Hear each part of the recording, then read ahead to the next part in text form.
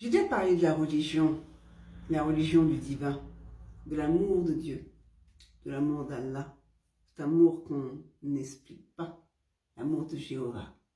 C'est quelque chose qu'on explique, on a du mal à expliquer avec des mots parce que tout de suite, quand on commence à parler de l'amour du divin, aujourd'hui on te prend pour une tarée, donc tu te calmes. Bon, moi maintenant, je m'en fiche parce que honnêtement, je pense qu'arrivé à un certain âge, il y a un certain niveau d'expérience et niveau de spiritualité, on ne s'attache plus aux mots des gens, on est connecté.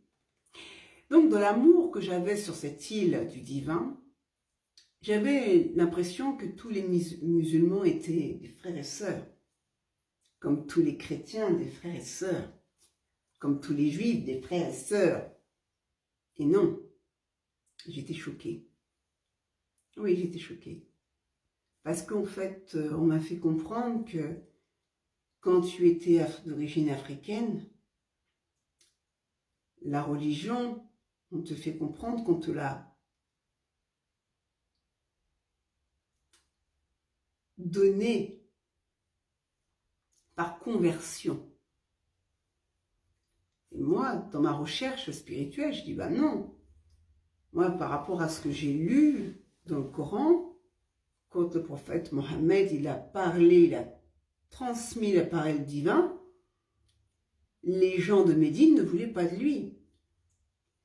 Ils ne voulaient pas de lui. Il y a quelques personnes qui l'ont soutenu, qu'ils ont suivi. Et effectivement, il y avait des esclaves. À cette époque, c'était monnaie courante.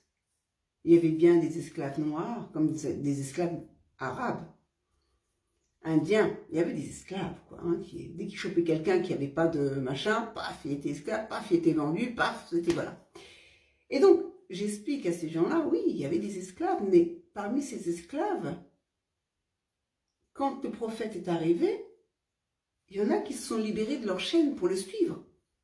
Et ceux qui sont libérés de leur chaîne pour les suivre, c'est ceux qui ont apporté la parole jusqu'en Afrique noire, avec d'autres Arabes.